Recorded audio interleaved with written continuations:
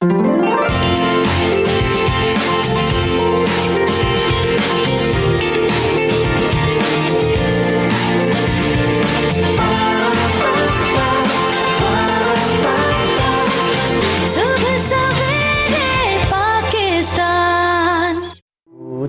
हो क्या तुमसे कहूँ मैं किस लिए जीता हूँ, शायद कि कभी मिल जाओ कहीं मैं इसलिए जीता हूँ। जीने का मुझे कुछ शौक नहीं, बस वक्त गुजारा करता हूँ, कुछ देर उलझ कर यादों में दुनिया से किनारा करता हूँ। मरता भी उसी की खातिर हूँ, मैं इसलिए जीता हूँ, शायद कि कभी मिल जाओ कहीं मैं अस्सलामुअलैकुम। इसलिए जीता। सुबह सवेरे पाकिस्तान में आपको खुशामदीद। मैं हूँ शाज़ेब अहमद। आज प्रोग्राम का आगाज़ बहुत ही अफसोसनाक ख़बर से जो कि गुज़िश्ता रोज़ हमें मिली डॉक्टर आमिर लियाकत हुसैन के हवाले से, और हम सब लोग शदीद गम में मुब्तला हैं गुज़िश्ता रोज़ से ही। और वो शख्स थे जिन्होंने अपने जब करियर का आगाज़ किया उसके बाद से हमने उनको देखा कि वो उरूज पर गए और उन्होंने अपनी जो रमज़ान ट्रांसमिशंस हैं वो बेहतरीन की, घर घर में उनको देखा गया। सियासत का आगाज़ उन्होंने किया तो सियासत में भी हमें वो पेश नज़र आए, और उसके बाद उन्होंने पाकिस्तान तहरीक इंसाफ ज्वाइन की। एक नामवर होस्ट भी थे, एक एंकर भी थे, सियासतदान भी थे, और अब तो वो रुकन कौमी असम्बली भी थे। डॉक्टर आमिर लियाकत हुसैन इंतकाल कर गए। उनके हवाले से जो खबरें सामने आ रही हैं वो ये आ रही हैं कि मुलाजिम के मुताबिक जो बताया जा रहा है कि आमिर लियाकत खुदादाद कॉलोनी के आबाई घर में मौजूद थे और सुबह कमरे में गए तो वो बेहोश पड़े थे और कमरे में कुछ धुआं भरा था। और उसके बाद जब उनकी हालत ये देखकर शोर मचाया गया तो मोहल्लेदार भी वहाँ पर इकट्ठे हुए। इकट्ठे होने के बाद उनको अस्पताल ले जाया गया। अस्पताल ले जाने के बाद अस्पताल ने तस्दीक की कि उनकी मौत हो चुकी है। और जो आमिर लियाकत हुसैन के दोस्त हैं और रुकन कौमी असम्बली भी हैं जमात सिद्दीकी साहब, उन्होंने ये कहा कि आखिरी वक्त में वो बहुत मायूस थे, बहुत परेशान थे, बहुत ज़हनी दबाव में थे। जब वो हमारे प्रोग्राम में भी आए थे तो उन्होंने बहुत सारी जो बातें वो की थी, ज़िंदगी के कई पहलुओं पर भी बात की थी, और जो तल्ख यादें हैं वो भी हमारे साथ शेयर की थी। और इंटरव्यू उन्होंने हमें दिया था अपनी तीसरी शादी के बाद सुबह सवेरे पाकिस्तान में। तो उनसे बहुत सारी बातें भी हुई थी, लेकिन आखिर में ये कहा जा रहा था कि वो बहुत गम में मुब्तला थे, बहुत मायूस थे। तो आमिर लियाकत हुसैन अब दुनिया में नहीं रहे और रुखसत हो चुके हैं, लेकिन हमारी दुआ है उनके लिए कि अल्लाह ताला उनकी मग़फ़िरत फरमाए। और साथ में आज जुमे के बाद नमाज जनाजा उनकी अदा की जाएगी, साथ में जो तदफीन है वो भी जुमे के बाद होगी। प्रोग्राम का बाकायदा आगाज़ करते हैं, दीगर खबरें भी शामिल करते हैं प्रोग्राम में आगे बढ़कर। जैसे कि बजट के हवाले से बात हो रही है, सुबहनामा में हम थोड़ा सा बजट की भी बात कर लें। वफाकी बजट आज पेश होगा और हजम 9,500 अरब होने का इम्कान है। साथ में आपको बताएं कि 7,255 अरब टैक्स जमा करने का हदफ मुकर्रर किया गया है। तनख्वाहों और पेंशन में 10% इजाफा मुतवक्के है। साथ में कर्ज और सूद के अदायगियों के लिए भी 3,523 अरब रुपए रखे जा सकते हैं, ये बात की जा रही है। साथ में दिफाई बजट के लिए भी 1,586 अरब रुपए मुख्तस करने की तजवीज़ दी गई है। बड़ी आमदन वालों पर सुपर टैक्स और छोटे परचून फरोशों पर भी फिक्स टैक्स लगाने का इम्कान जो है वो जाहिर किया जा रहा है। तंबाकू और सॉफ्ट ड्रिंक्स पर भी टैक्स बढ़ाने की तजवीज़ है। साथ में IMF के प्रेशर के बावजूद 578 अरब रुपए की सब्सिडी रखी जाएगी। IMF एक तरह से प्रेशर भी डाल रही है पाकिस्तान पर, लेकिन दूसरी जानिब हुकूमत ने यह फैसला किया है कि सब्सिडी दी जाएगी जो कि 578 अरब रुपए की है। साथ में आपको ये बताएं कि जब बजट की बात हो रही है तो रवां माली साल GDP की जो शरह है वो 6% रिकॉर्ड की गई है। इक्तिसादी सर्वे रिपोर्ट जो है वो सामने आ गई है और इसमें बहुत सारी जो बातें हैं गुज़िश्ता साल के हवाले से और परफॉर्मेंस के हवाले से वो भी सामने आई हैं। जो GDP है, ज़राअत है, खिदमात और सनती अहदाफ थे वो हासिल कर लिए गए, वो अहदाफ तो पूरे हो गए, लेकिन कई अहदाफ हैं जो बाकी रह गए, जो पूरे नहीं हो सके। करंट अकाउंट, तिजारती खसारा, दरामदात के अहदाफ हासिल ना हो सके, जबकि गंदम और कपास के पैदावारी अहदाफ भी हासिल नहीं हो सके। इसके साथ साथ जो महंगाई की शरह थी उसका हदफ था 8%, जबकि 13.13% तक महंगाई पहुंच गई और महंगाई में हमने बेहद इजाफा भी देखा गुज़िश्ता साल ख़ासतौर पर और रवां साल भी। मुल्क की मईशत का जो हजम है वो 383 अरब डॉलर्स तक पहुंच चुका है। फीकस आमदन $1,676 से बढ़कर $1,798 हो गई है, जबकि जुलाई ता अप्रैल करंट अकाउंट खसारा भी 13 अरब 80 करोड़ डॉलर, जबकि जुलाई ता मई तजारती खसारा जो है वो 43 अरब और 33 करोड़ डॉलर से बढ़ गया है। तो महंगाई में भी इजाफा हुआ है। इसके साथ साथ हम देख रहे थे कि दुनिया भर में एक तो कोविड की वजह से, पेंडेमिक की वजह से कई मसाइल का सामना था, लेकिन उसके बाद भी जो एक यूक्रेन का मामला शुरू हुआ, वो जंग का मामला शुरू हुआ, उसके बायस भी महंगाई में बेहद इजाफा हुआ और महंगाई और शरह सूद बढ़ने पर दुनिया की जो तरक्की है वो भी मुतासर हुई। कई ममालिक हमने देखे हैं जिनको बड़ी इसकी वजह से जो है वो मुश्किल हालात से गुजरना पड़ा और हम श्रीलंका की एग्जाम्पल ही हमारे पास है, लेकिन ये सारे असरात कोविड के भी थे। और दूसरी जानब जो यूक्रेन और रशिया के दरमियान जो मामला शुरू हुए उसकी वजह से भी काफ़ी मामलात ख़राब हो गए कई ममालिक के और इकॉनमी को बेहतर बनाने के लिए उनको कई स्टेप्स लेने पड़े। पाकिस्तान भी इस वक्त हम देख रहे हैं कि बहुत शदीद मुतासर है, मईशत को संभालने की कोशिशें कर रहा है, लेकिन इस वक्त सख्त इकदाम उठाए जा रहे हैं, सख्त फैसले किए जा रहे हैं। जो बजट आ रहा है उसमें भी इस किस्म के फैसले किए जा रहे हैं ताकि इस मईशत को, इस डोलती मईशत को कुछ संभाला जा सके और उसके बाद ही पॉसिबल होगा कि अवाम को रिलीफ दिया जाए, लेकिन अभी तो किसी किस्म का अवाम को रिलीफ देना पॉसिबल नहीं है। साथ में एक बड़ा अहम केस है मनी लॉन्ड्रिंग का, उस हवाले से बात करेंगे। मनी लॉन्ड्रिंग केस का एक अहम किरदार था जिसका नाम मकसूद चपड़ासी था, वो इंतकाल कर गया और मकसूद चपड़ासी यूएई में मुकीम थे, जबकि दुबई हुकूमत के डेथ सर्टिफिकेट के मुताबिक जो है वो उसकी तस्दीक भी हो गई है। 49 साल उनकी उम्र थी और हरकत कल्ब बंद होने से उनकी मौत हुई है। मकसूद चपड़ासी वजीर आजम और वजीर आला के खिलाफ मनी लॉन्ड्रिंग केस में सबसे अहम गवाह थे और इस हवाले से यह भी बताया जा रहा है कि नैब चलान के मुताबिक उनके जाती अकाउंट से 1 अरब 5 करोड़ की तरसीलात हुई थी। तो अब उनका इंतकाल हो चुका है और जैसे कि हमने आपको बताया कि वजीर आजम और वजीर आला इस वक्त मौजूदा जो वजीर आजम और वजीर आला हैं उनके केस में जो कि नैब में चलान जमा कराया गया उसमें खास तौर पर जो है वो मनी लॉन्ड्रिंग केस में सबसे अहम गवाह थे जिनका इंतकाल अब हो चुका है। उसके बाद जो एक अहम खबर है जिसका हम जिक्र करते रहे इस पूरा हफ्ते, क्योंकि इसमें मुसलसल इजाफा होता रहा है, वो लोड शेडिंग का मामला है। लोड शेडिंग मुसलसल बढ़ती जा रही है, दुरानिया बढ़ता जा रहा है और अब जैसे जैसे आगे बढ़ रहे हैं हम ये देख रहे हैं कि लोड शेडिंग भी आगे बढ़ती जा रही है।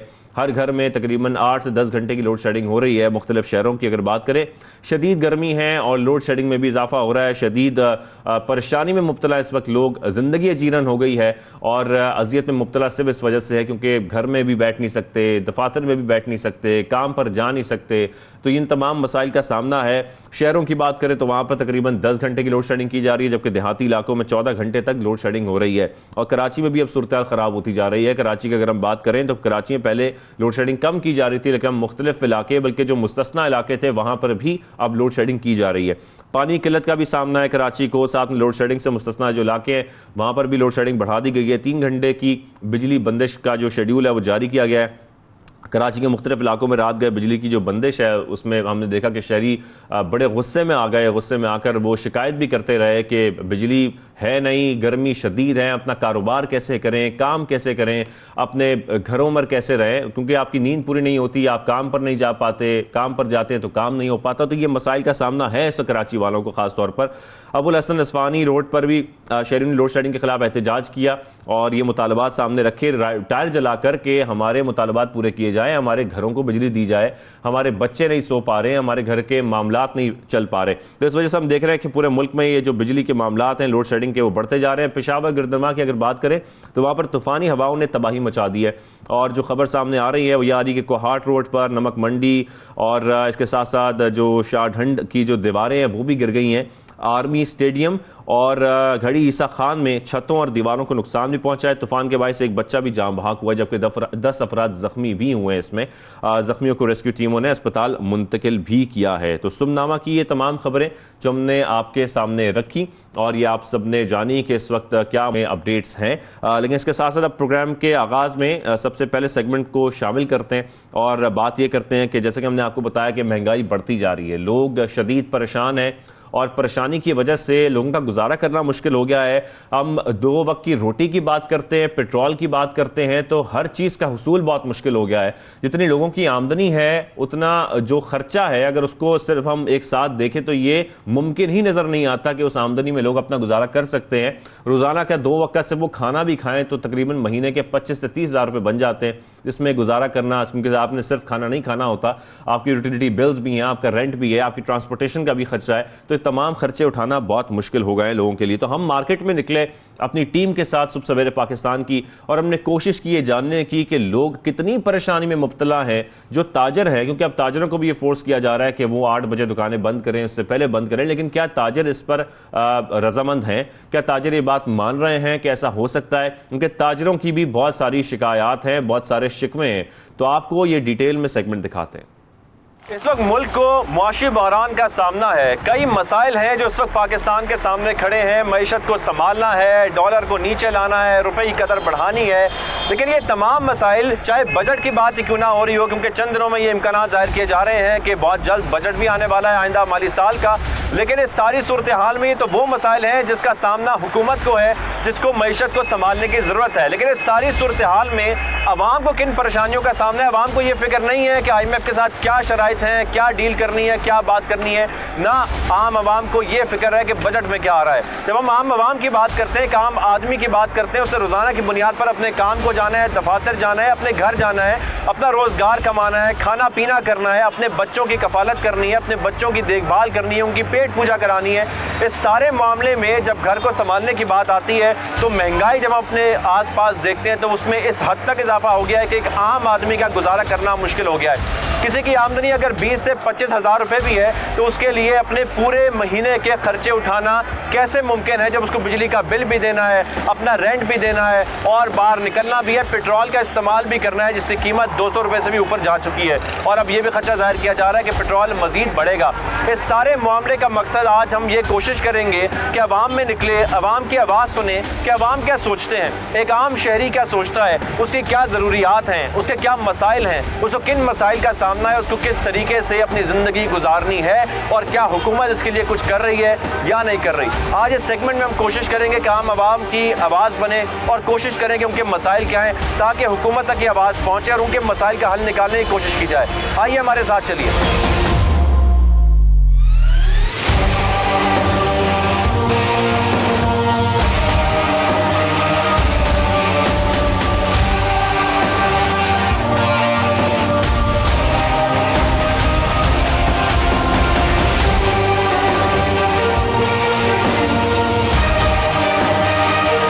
जैसे हमने जिक्र किया कि बजट आ रहा है या नहीं आ रहा, या क्या मसाइल हैं सब पाकिस्तान को, जो आम आदमी है उसको किन मसाइल का सामना है, क्योंकि महंगाई में दिन ब दिन इजाफा हो रहा है और उसकी मुश्किलात बढ़ गई हैं। रोज़ाना की जो ख़रीदारी है वो करना मुश्किल हो गया है। अशिया ज़रूरिया की बात करते हैं वो महंगी हो गई है, पेट्रोल इस्तेमाल करना हो तो वो महंगा हो गया है। अस्सलाम वालेकुम, कैसे हैं आप?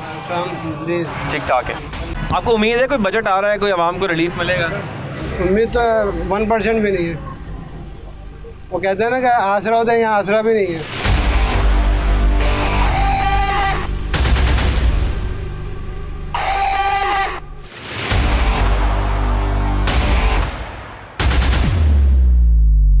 नई हुकूमत आ गई है, कोई इनसे उम्मीद है, नया बजट भी आने वाला है, इनसे कोई उम्मीद कोई उम्मीद नहीं है, कोई उम्मीद नहीं है। बिल्कुल बिल्कुल जैसे पहले थे वैसे ही अभी भी है, बिल्कुल। तो क्या समझती हैं आगे महंगाई मजीद बढ़ेगी या कोई कमी आ सकती है? कमी तो नहीं हो सकती, महंगाई बढ़ेगी, लोग मर रहे हैं आप इसके वजह से।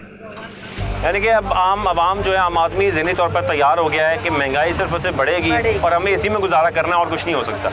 बिल्कुल ऐसे ही जी, बड़ी मेहरबानी जी, बहुत शुक्रिया, बहुत शुक्रिया। तो आम आदमी की सोच बिल्कुल यही है कि महंगाई में मुसलसल सिर्फ और सिर्फ इजाफा हो रहा है। अस्सलाम वालेकुम, कैसे हैं आप? वालेकुम सलाम। ठीक है, क्या करते हैं आप?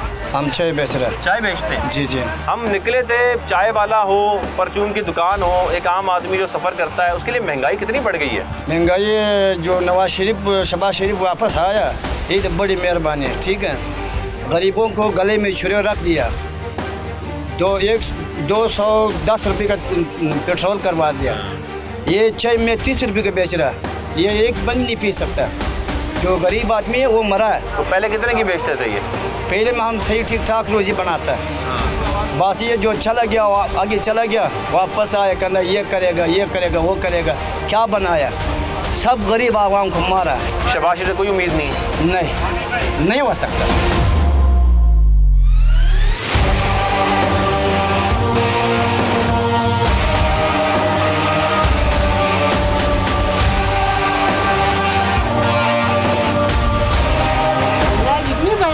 हाँ, थोड़ी महंगाई ने तो कमर तोड़ दी है।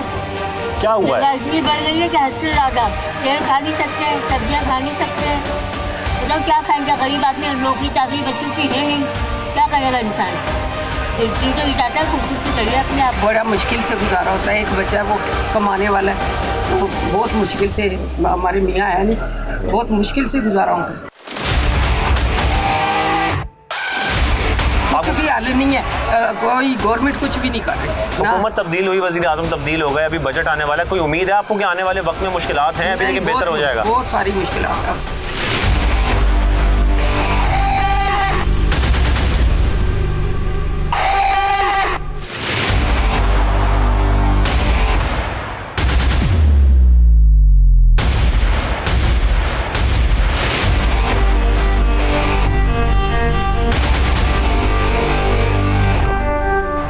मईशत को संभालने की कोशिशें तो की जा रही हैं, लेकिन मसाइल आम आदमी के तो हम आपको दिखा चुके हैं, लेकिन मसाइल और भी बहुत लोगों के बहुत सारे हैं। ये ऐसे मसाइल हैं जो हल होने का नाम ही नहीं ले रहे हैं। कोशिश की जा रही है ताज बरादरी को भी उनके साथ मुशावरत हो सके, उनके जो मसाइल हैं वो भी हल किए जा सकें, लेकिन क्योंकि इस वक्त मुल्क को बहुत सारे बहरानों का सामना है, लोड शेडिंग भी एक बहुत बड़ा मसला है, और उसके हल के लिए इस वक्त कोशिश की जा रही है कि ताजरों को इस बात पर मनाया जाए कि बाजार जल्द से जल्द बंद किए जाएँ ताकि इस तरीके से अपने रिसोर्स बचा सकें। इस वक्त इलेक्ट्रॉनिक मार्केट के जो एसोसिएशन, डीलर एसोसिएशन के सदर हैं मोहम्मद रिजवान साहब हमारे साथ मौजूद हैं, उनसे बात करते हैं और ताजरों के जो मसाइल हैं उस पर बात करते हैं। अस्सलाम वालेकुम, कैसे हैं आप? ठीक ठाक है, करीब से। अब सर, आप हमारे शो में आते रहते हैं, अक्सर बातचीत होती रहती है, तो ज़रा हम आज बाजार में निकले और देख भी रहे हैं कि मसाइल तो बहुत सारे हैं, अभी भी इस बाजार में लाइट नहीं आ रही है। इस वक्त ताजिरों को किन मसाइल का सामना है? देखिए, आप समझ सकते हैं, एक तो गवर्नमेंट ने एक ऐलान किया है कि आप जो है 8:30 बजे मार्केटें बंद करें और कारोबार दिन में करें। दिन में कारोबार करते हैं तो आप देख सकते हैं लाइटें मौजूद नहीं है, लाइट गई हुई है, सब लोग तो बाहर बैठे, बाजार में खाली पड़ा। अरे आगे अंदर खाली पड़ा हुआ, दुकानें हैं लोगों की, अंदर हफ्स है, तो किस तरह कारोबार करेंगे? इसमें दुकानदार नहीं बैठ सकते तो कस्टमर कैसे आएगा आपको? आपने देखे, सिर्फ जो भी जो है सख्तियाँ या जो भी जो है आप जो है हुक्म, वो सिर्फ ताजरों पे और आवाम पे डालते हैं। कुछ अपने लिए भी तो करें आप। गवर्नमेंट क्या कर रही है अपने लिए? नहीं तो ताज बरादरी को कुछ सजेशन दे दिए कि क्या हो सकता है, क्योंकि देखिए कोशिश ये की जा रही है कि बिजली बचाई जाए, बिजली है नहीं, शॉर्टफॉल बढ़ चुका है, तो क्या ताज बरादरी को मुशावरत हुई है कि क्या बातचीत चल रही है कि कोई मसाइल हल करने का कोई बीच का रास्ता निकाला जाए? देखिए, मसाइल हल हो सकते हैं बैठ के। आप देखिए, हमारे यहाँ जो बिजली या नेमल बदल है वो सोलार है, और आपकी दूसरी जो नेमल बदल जो चीज़ें हैं बिजली इस्तेमाल के लिए, उस पर आप ड्यूटी फ्री करें। आप उसकी ड्यूटी फ्री करना है ताकि वो आम के पहुँच सके। एक आदमी एक सोलार पैनल ले सकता था पहले 15,000 रुपये का, जिसमें 2 ट्यूबलाइटें और एक पंखा चला सकता था 15,000 का। अब उसकी कीमत जो है उसकी 30,000 रुपये हुई है।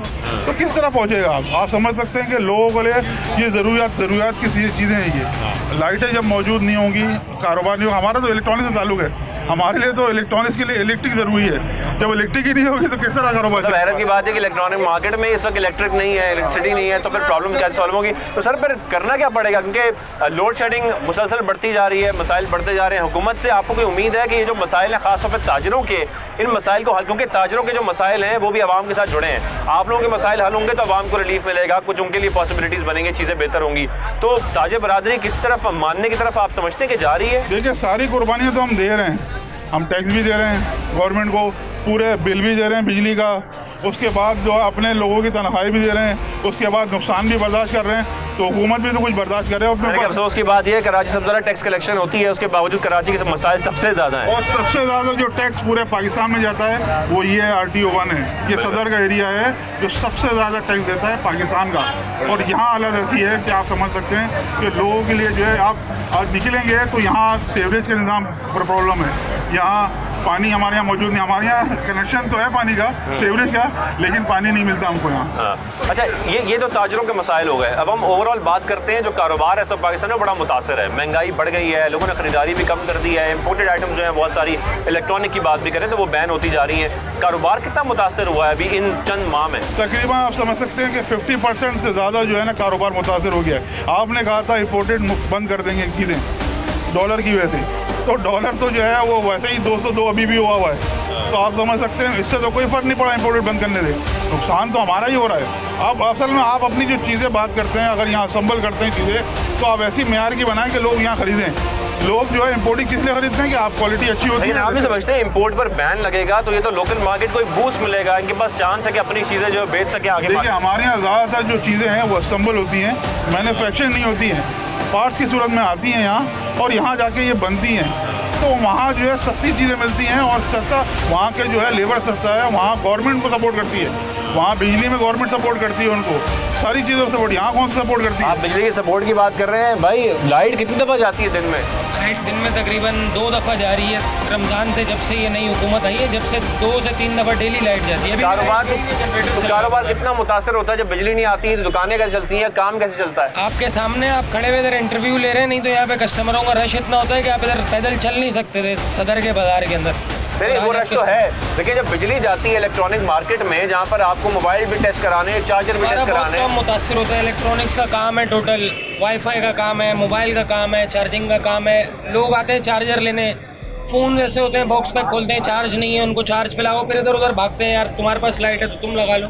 तो बहुत तकलीफ, बहुत सर कारोबार पहले ही मुतासर है, जो लोग शिकायत भी कर रहे हैं। अगर बाजार इसके बाद बंद भी कर दिए जाएंगे 8 बजे, या कह लें अभी तो पहले बातें हो रही थी कि 7-8 बजे के दरमियान बंद कर दिए जाएं, तो फिर कैसे मुमकिन होगा कि इन लोगों का, क्योंकि घर तो इनके भी हैं, रोज़गार इनका भी है, मामलात इनके भी हैं, घर इनके भी चलने हैं, बिजली के बिल इनके भी जाने हैं, रेंट इनका भी जाना है, तो इनके मामलात पर कैसे चलेंगे? देखिए मामलात तो फिर खराबी की तरफ जाएंगे। हमारे यहाँ कराची का कल्चर ये है कि लोग शाम की तरफ कारोबार निकलते हैं। हमारे यहाँ कराची में गर्मी होती है, दोपहर में कोई कस्टमर नहीं होता। ये जो कस्टमर आता है वो शाम के टाइम पे आता है, तो आप उसके हिसाब से आप कारोबार हम कर सकते हैं ना। हमारे यहाँ मार्केट जो है, अगर हम थोड़ी देर, हम ये ज़रूरी नहीं हम जल्दी खोलते हैं, जो शाम तक जो कारोबार करता है वो थोड़ी देर में खोलता है, वो 1 बजे खोलता है, वो 2 बजे खोलता है। तो ये तो हम जो बचत हो रही है ना, अब जो हुकूमत मशवरे दे रही है या समझने के मुशावरत में ये बातें कर रही है कि क्योंकि इस वक्त पूरे मुल्क को ये मसाइल दरपेश हैं और पूरे मुल्क में लोड शेडिंग के मसाइल हैं, शॉर्टफॉल बढ़ता जा रहा है, ये मसले बढ़ते जा रहे हैं, तो हमें एज अ पाकिस्तानी हम क्या कंट्रीब्यूट कर सकते हैं? तो इसमें ताजिर बरादरी को हमारा साथ देना होगा। देखिए कंट्रीब्यूट कर रहे हैं हम लोग, हम तो कर ही रहे हैं कंट्रीब्यूट ना। अब तो गवर्नमेंट हमसे कहते, मैंने आपको बताया बिजली का निमल वजह सोलार है, पेट्रोल का निमल वजह इलेक्ट्रिक की गाड़ियाँ, मोटरसाइकिलें हैं। आपने पेट्रोल रेट बढ़ा दिए, तो आप एक तरह से नोटिफिकेशन निकाल के जो इलेक्ट्रिक की गाड़ियाँ हैं, जो इलेक्ट्रिक मोटरसाइकिल हैं, उसकी ड्यूटी फ्री करें ताकि आवाम के पहुँच सके। एक मोटरसाइकिल अगर वो लाख रुपए की मिल जाएगी तो आदमी वो चार्ज करके 100 किलोमीटर चलाएगा, पेट्रोल की बचत होगी। तो आप ये जंगी बुनियाद है वो तो काम करें। आप सिर्फ दबाव जो है और ये जो परेशानी है वो सिर्फ आवाम पे डाल लें या दुकानदारों पे डाल लें या ताजिरों पे डाल लें, कुछ आप भी तो करें, नोटिफिकेशन निकालें आप। मुझे बताइएगा, बिजली नहीं होती दिन में, आपने भी अपना रोज़गार कमाना है, तो रोज़गार कमाने में क्या काम मुतासर होता है? कुछ परेशानियाँ आती हैं इसमें? बिल्कुल परेशानी आती है। हमारा काम ही बिजली का ही है, मतलब इलेक्ट्रॉनिक होगी, इलेक्ट्रिक होगी तो हमारे मोबाइल चार्ज होंगे, अगर मोबाइल चार्ज नहीं होंगे तो मोबाइल कैसे सेल होंगे, कस्टमर को चेक करने में परेशानी होती है। अगर हुकूमत इन्फोर्स करती है कि आप लोग बाजार बंद करें 8 बजे, तो फिर ताजर बरादरी का क्या रिएक्शन होगा? बहुत बड़ा ख़राब रिएक्शन होगा, क्योंकि हम कारोबार करने आते हैं, यहाँ कारोबार करने दिया जाए हमको। हम सिर्फ सरकार से ये मांगते हैं कि हमें जो है फैसिलिटेट करें, हमको हमारे पर दबाव नहीं डालें। हम जितने भी कराची बल्कि पूरे पाकिस्तान के ताजिरों ने इसको यकसर मुस्तरद किया है कि 8:30 बजे या 8 बजे बंद करने के आप हमारे साथ बैठें, कोई ऐसा लाएअमल निकालें कि आपका भी काम हो और हमारा भी कारोबार चले। अभी 60 रुपये पेट्रोल के बढ़ गए। आप ये सोचें जिसकी 25,000 रुपये तनख्वाह हमारे वर्कर्स की, वो कैसे अफोर्ड करेगा। दूसरी बात, अभी ये चल रहा है कि भाई 8 बजे आप बंद करें। 8 बजे बंद करने का मकसद है पुलिस वालों का काम शुरू हो जाएगा, मोबाइलें निकल आएंगी, फिर हम उनको सॉरी करेंगे, हाँ करेंगे, बिठा के ले जाते हैं, छुड़ा के लाएंगे, फिर हमारे सदर साहब यही करेंगे। सर बिजली का वाहिद हल यही है कि ताजिरों को ये फोर्स किया जाए कि दुकानें जल्द बंद की जाए, और भी हल निकाले जा सकते हैं। जब हम सुबह 11 बजे मार्केट में आए तो अल्हम्दुलिल्लाह लाइट नहीं थी, 12 बजे वो 12:30 बजे लाइट आई है। उसके बाद माशाल्लाह से फिर वो 2:30 बजे लाइट चली गई है। अब मेरे ख्याल में वो 4 बजे लाइट आएगी, फिर एक सेशन और लगेगा, तो टोटल 4.5 घंटे, 9 घंटे के काम में 4.5 घंटे लाइटें बंद होगी। अभी अब यहाँ खड़े हैं, देख लें मार्केटों में लाइट नहीं है। 1.5 घंटे का जो ब्रेक आता है, 1.5 घंटे के ब्रेक के बाद लाइट आती है, 1 घंटा फिर 1.5 घंटे का ब्रेक, तो कारोबार कैसे होगा? और फिर ये कह रहे हैं कि 8 बजे बंद कर दे, तो ये क्या भूखे मरेंगे लोग? ये फाका कशी पे आएंगे? ये रोडों पे क्या गलत काम करेंगे? बहुत शुक्रिया। मोहम्मद रिजवान साहब हमारे साथ मौजूद थे। ताजिर बरादरी के साथ आज हम खड़े हैं और जानने की कोशिश कर रहे थे कि जो इन सब के मसाइल हैं उनके हल के लिए हुकूमत को क्या करना है। अगर मार्केटें जल्द बंद होती हैं तो फिर क्या यही एक ओनली पॉसिबिलिटी है, यही वाहिद हल है? किसी तरीके से बिजली बचाई जा सकती है या और भी तरीक़ेकार हैं जिस पर हुकूमत नज़रसानी कर सकती है?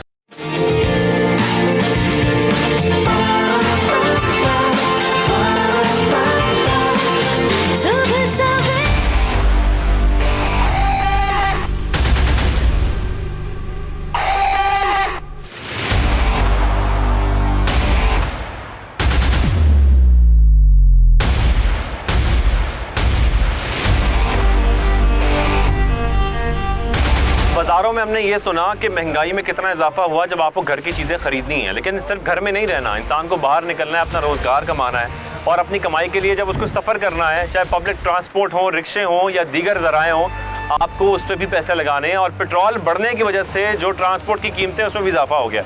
और इजाफा क्यों ना करें, क्योंकि उनके भी घर हैं, उनको भी अपने घर संभालने हैं और सब कुछ करना है। तो हम आज जानने की कोशिश करते हैं कि जो रिक्शा ड्राइवर है उसके लिए महंगाई में कितना इजाफा हुआ है। अस्सलाम वालेकुम, कैसे हैं आप? वालेकुम सलाम जी सर, ठीक ठाक हैं अल्हम्दुलिल्लाह। हम अभी बात कर रहे थे, लोग बता रहे थे महंगाई के बारे में, लेकिन जब लोगों को बाहर निकलना है, पेट्रोल महंगा होगा, आपने अपना रिक्शा चलाना है, आपके लिए मसाइल कितने बढ़ गए पेट्रोल बढ़ने के बाद? मसाइल तो बहुत बढ़ गए, क्योंकि अगर हम लोग 3,000 रुपये मजदूरी करें तो 1,500 रुपये हम पेट्रोल पंप वाले को दे देते हैं। 1,500 रुपये में 200-300 रुपये हम खा लेते हैं, तो 1,000 रुपये बच जाते हैं, तो 1200-1300 रुपये घर का खर्चा है। तो मुश्किल है, खर्चा चलाना मुश्किल है। पेट्रोल तो अभी मजीद बढ़ने वाला, तो आपने किराए में इजाफा कर रहे हैं साथ साथ फिर क्या? तो किसी को बोलते हैं तो कोई पैसे देते तो नहीं है, कोई 10 रुपये ज़्यादा, कोई 20, कोई 50, बस वो दरगुजर कर लेते हैं, लेकिन होता नहीं है कुछ। यानी कि आपका कहने का मकसद ये है कि पेट्रोल बढ़ रहा है 30 रुपये 40 रुपये और अभी मजीद बढ़ जाएगा, लेकिन लोग अपने किराए में 10 रुपये इजाफा करते हैं। जी हाँ, 10 रुपये इजाफा करते हैं।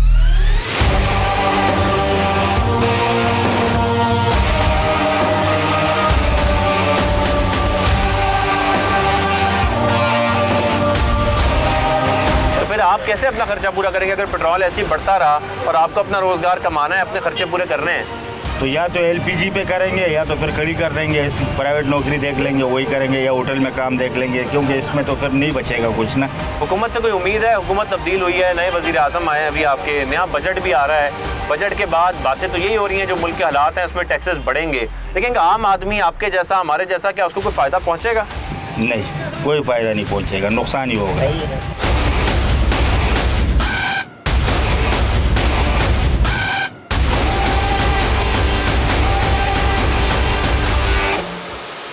तो हम बात कर रहे थे कि किराए में भी इजाफा हुआ है, क्योंकि जब पेट्रोल की कीमतें बढ़ी, जो पब्लिक ट्रांसपोर्ट वाले हैं उन्होंने भी अपने किराए बढ़ा दिए। ऐसा सुनने में आ रहा था। हम सड़कों पे निकले हैं, बस स्टॉप पे इस वक्त खड़े हैं, यहाँ बहुत सारे लोग बसों के इंतजार में खड़े हैं, इनसे जानने की कोशिश करते हैं कि वाकई बसों के किरायों में इजाफा हुआ है। इजाफा हुआ है भाई, 20 रुपया हुआ है। कितना किराया बढ़ गया बस? 20 रुपया, 10 रुपया, कोई 20 रुपया लेता है ऊपर, 40 देते थे, अभी 60 रुपये भी लेता है। भाई बात यह है कि हम इन कुरानों से जो उम्मीद तो है ही नहीं इनसे, ये सफाई करेंगे या रिलीफ देंगे आवाम को। लेकिन खुदा के वास्ते हम ये कहते हैं महंगाई या बेशक जितनी मर्जी कर दें, कम से कम तनख्वाहों में तो इजाफा करें खुदा के वास्ते। आपकी तनख्वाह में कब से इजाफा नहीं हुआ?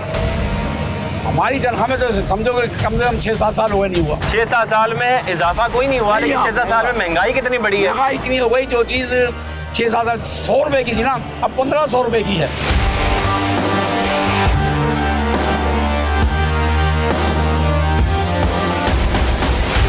वज़ीर ख़ज़ाना कह रहे हैं हम कोशिश कर रहे हैं मुआहदे करने की, ऐसे हल निकालने की कि पाकिस्तान में कोई महंगाई में कमी आ सके।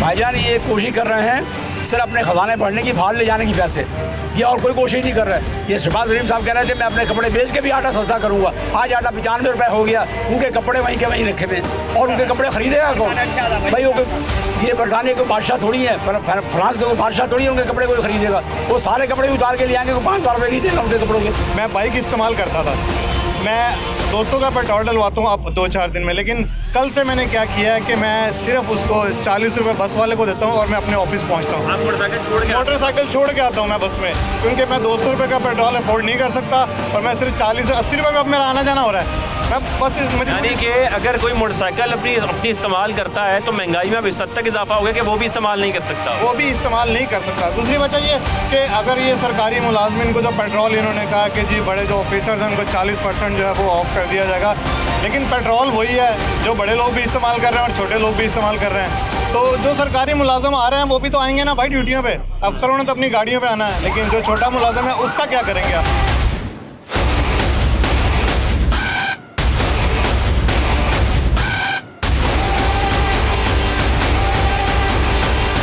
बसें यहाँ पर मुसलसल आ रही हैं और हम जानने की कोशिश कर रहे हैं कि बसों में कि जो किराए में इजाफा अगर हुआ है तो कितना हुआ है।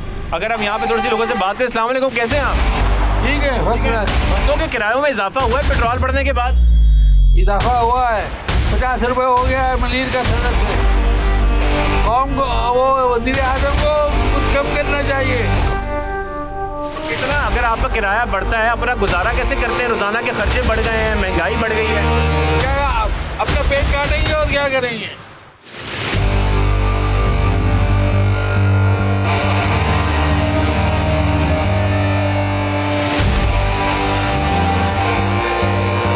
ताजिर इत्तेहाद कराची के सदर अतीक मीर साहब भी हमारे साथ मौजूद हैं कि आज हम ताजरों के मसाइल पर भी बात कर रहे हैं। अवाम की आवाज़ हम आज बने और कोशिश की हमने कि जब महंगाई बढ़ गई है तो अवाम के मसाइल कितने बढ़ गए हैं, चाहे ट्रांसपोर्टेशन है, चाहे रोज़मर्रा इस्तेमाल की चीज़ें हैं, वो अशियाँ हैं। इसके साथ साथ जब ताजरों से बात करते हैं तो वो बताते हैं लोड शेडिंग के मसाइल भी हैं, बिजली नहीं है, लेकिन मुतालबा हुकूमत ये कर रही है कि दुकानों को, बाज़ारों को 8 बजे बंद कर दिया जाए। तो क्या इस वक्त जो ताजिर हैं वो इस पर मुतमईन हैं, वो मान रहे हैं कि ऐसा हो सकता है, नहीं हो सकता? अतीक मीर साहब अस्सलाम वालेकुम, कैसे हैं आप? ठीक ठाक हैं, खैरियत से? अतीक मीर साहब, इस वक्त ताजिरों से हुकूमत ये कह रही है और कोशिश कर रही है कोई मुशावरत करने की, कोई बातचीत करने की, या इन्फोर्स किया जा रहा है कि आप 8 बजे बाजार बंद कर दें? देखिए, कारोबार एक ऐसी चीज़ है कि अंधेरे में भी अगर हमें बच्चों के लिए रोटी चाहिए तो अंधेरे में भी कारोबार करने को तैयार हैं। लेकिन हम हुकूमत से ही कहते हैं कि बिजली बचाना एक अच्छा मिशन है, अच्छी मुहिम है, हम इसमें हुकूमत के साथ हैं। लेकिन कारोबार के लिए बता दिया जाए कि हम किन औकात में कारोबार करें। हमें उन औकात में बिजली चाहिए। अगर दिन भर बिला तातुल और तसलसल के साथ बिजली दस्तयाब है तो हमें 8 या 7 बजे तक भी कारोबार हम कर सकते हैं। लेकिन ऐसा नहीं है। सुबह का आगाज़ होता है तो घरों की तरफ बिजली नहीं होती, दुकानों पर बिजली नहीं होती, कारखानों में बिजली नहीं होती। ये एक ऐसा सिलसिला है कि कहीं 2 घंटे, कहीं 4 घंटे, 6 घंटे। यानी कि अगर मुशावरत की जाए तो ये हो सकता है कि अगर बिजली जो है वो दिन में फराम कर दी जाए तो आप लोग बाजार 7-8 बजे बंद कर सकते हैं। लेकिन प्रॉब्लम ये है कि दिन में भी 4-4 घंटे, 5-5 घंटे बिजली नहीं है। बिल्कुल। और कुछ ऐसा भी है कि मौसम गर्म होने की वजह से कुछ ऐसा निज़ाम बन गया कि लोग कतरे ठंडे वक्त में आते हैं, शाम में पानी, जो आमतौर पर दोपहर के बाद होता है, 4 बजे, 5 बजे। अब बताइए कि अगर लोग आना शुरू हों, बड़ा शहर है और कंजस्टेड है, बहुत ज़्यादा है, ट्रैफिक भी बहुत ज़्यादा है, लोगों को 1 घंटा मार्केटों में पहुंचने में लगता है।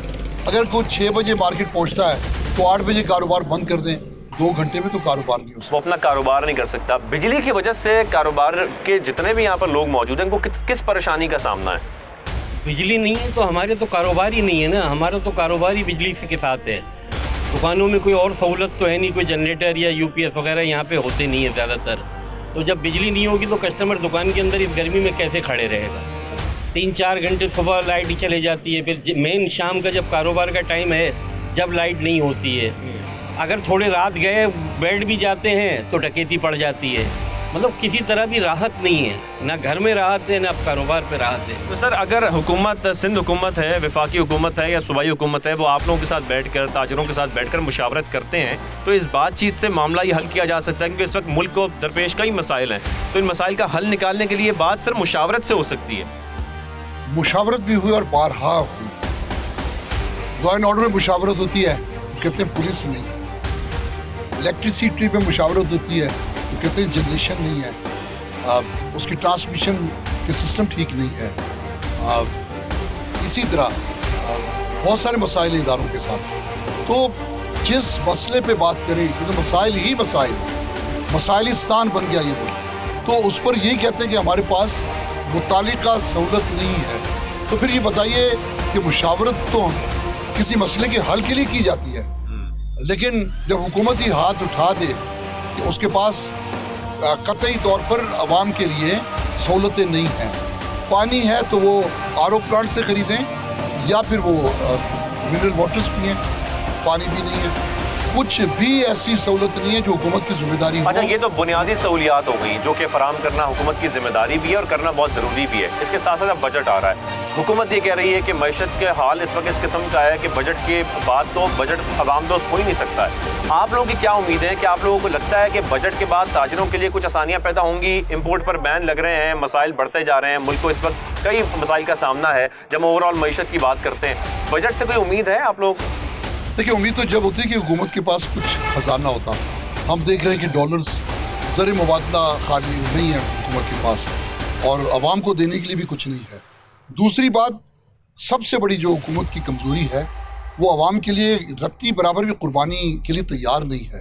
गैर मुल्की दौरों पे पैसा उजड़ रहा है, अय्याशियों पिकनिक पे आए हुए हैं, और इस हुकूमत को तो अल्लाह पाक ने हम पर अजाब मुसल्लत करने के लिए चुना है कि जो भी रहेंगे महीना, 2 महीने, 3 महीने, कोई एक फैसला 2 माह में बता दें कि जो हम पर किसी अजाब की मानंद ना हो।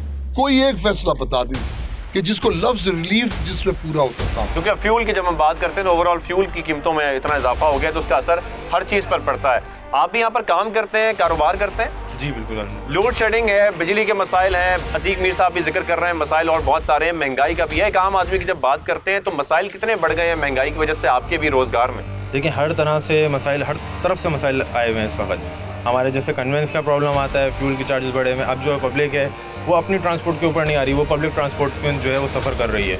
पब्लिक ट्रांसपोर्ट का हाल आपको पता है कि बंदा कहीं निकले, उसके किराए भी बढ़ गए हैं। बढ़ने के साथ साथ अब बंदा निकलता है, जो रास्ता 15 मिनट का है उसको उसमें जो है वो तय करने में 1 घंटा लग जाता है। अब इसी तरीके से जितना भी कारोबार है वो सब रात का रह गया है। अब वो दिन का कारोबार ख़त्म हो गया क्योंकि गर्मी की वजह से कोई भी निकलता नहीं है। अब रात के वक्त में फिर आते हैं तो फिर लाइट चले जाती है, फिर अंधेरे के अंदर फिर कारोबार नहीं है, फिर हमें जो है मजबूरन जो है वो दुकानें बंद करनी पड़ती हैं, अपनी बढ़ानी पड़ती हैं। तो मसाइल जिस तरह से बढ़ते जा रहे हैं सर, बाज़ारों की हम बात करते हैं, आम महंगाई की बात करते हैं तो मसाइल हमें हर तरफ नज़र आते हैं। बिजली का मसला भी है, फ्यूल का भी है, पेट्रोल की कीमतें बढ़ गई हैं, ट्रांसपोर्टेशन के जो किराए हैं वो बढ़ गए हैं। ऐसे में फिर आवाम, ख़ासतौर पर ताजिर, किस तरह गुजारा कर रहे हैं अपना? मसाइल तो बढ़ते ही जा रहे हैं। अभी ये नई हुकूमत आई है, इसने तो समझें कि मसाइलों का एक पहाड़ गिरा दिया हमारे ऊपर ना, आवाम के ऊपर। पेट्रोल की कीमत देखो आप, 30-30 रुपये ये बढ़ा रहे हैं। तो अब इसमें आम आदमी को तो छोड़ें, छोटे छोटे दुकानदार, हम लोग दुकानदार जो हैं, हमारा जो है वो पूरा करना मुश्किल हुआ हुआ इस टाइम। तो कैसे करते हैं फिर गुजारा? अभी ईद भी सर पर आ रही है, लोग अपनी ईद की तैयारी भी करते हैं, तो फिर कोई तैयारी का कोई आपका वो है, कोई प्लान कि किस तरह गुजारा करना है? अल्लाह से दुआ ही करते हैं कि भाई इनसे जान छूटे, कोई अच्छा आ जाए। सब्र ही कर सकते हैं और क्या कर सकते हैं, सब्र ही किया जा सकता है। अतीक मीर साहब, लोगों से बात करके अंदाज़ा तो यही हो रहा है कि मसाइल तो हर तरफ हैं और मसाइल बढ़ते जा रहे हैं, कोई कमी हमें नज़र नहीं आ रही है। बजट की बात भी हो रही है, ये तमाम मसाइल भी हैं। अगर हुकूमत इस वक्त आपको फोर्स करती है, ताजिरों को ख़ास तौर पर, कि दुकानें बंद की जाएँ 8 बजे और उससे पहले भी बिजली की फराहमी ऐसी ही रहती है, जो कि बिजली जाती रहती है आती रहती है, तो फिर ताजिर क्या एहतजाज करेंगे, क्या करेंगे? यकीनी बात है, आपने देखा कि जब कोरोना की सूरत हाल थी तो हुकूमतों ने उस वक्त भी अब सूबाई तौर पर वक्त महदूद किया गया और ताजिरों ने उनका साथ दिया और साथ दिया, लेकिन उसमें भी जब देखा कि कारोबार जब डूबने लगा तो लोगों ने एहतजाज किया और कारोबार खोले, ज़बरदस्ती भी खोले। लेकिन कोरोना चूँकि एक अलग मामला है, बिल्कुल ये केस था, जी वो एक अलग मामला था, उससे हमें पाकिस्तान का मसला है इसका मईशत का। लेकिन अब है मईशत का, लोगों के रोज़गार का।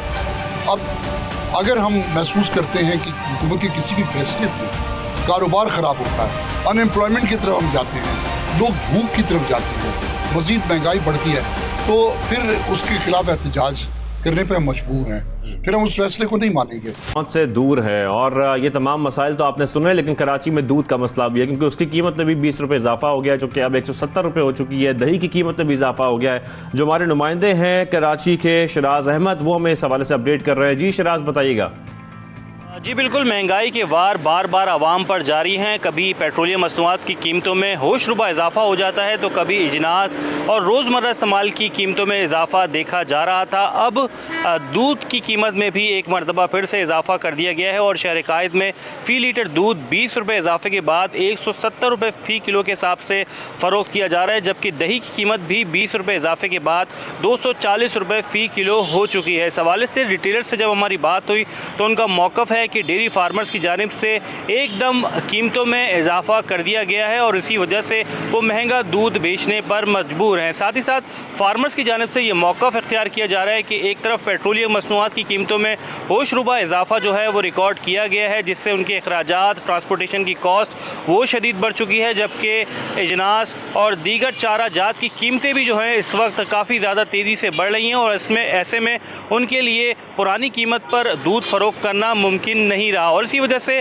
खुद जो है फार्मर्स की जानिब से दूध की कीमतों में इजाफा कर दिया गया है और इसी वजह से शहर कायद में अब फ़ी लीटर दूध की कीमत 170 रुपये हो चुकी है। सरकार की जानिब से फ़ी लीटर दूध की कीमत 120 रुपये मुकर्रर की गई है, लेकिन शहर भर में कहीं भी इस कीमत पर दूध फ़रोख्त नहीं हो रहा, जिसकी वजह से शहरियों की जो परेशानियां हैं वो बढ़ती। थैंक यू वेरी मच, आपने अपडेट किया इस हवाले से। यहाँ पर छोटी सी ब्रेक लेते हैं, ब्रेक के वापस आते हैं, कुछ मजीद बातें हैं बजट के हवाले से करनी, वो अभी बाकी हैं।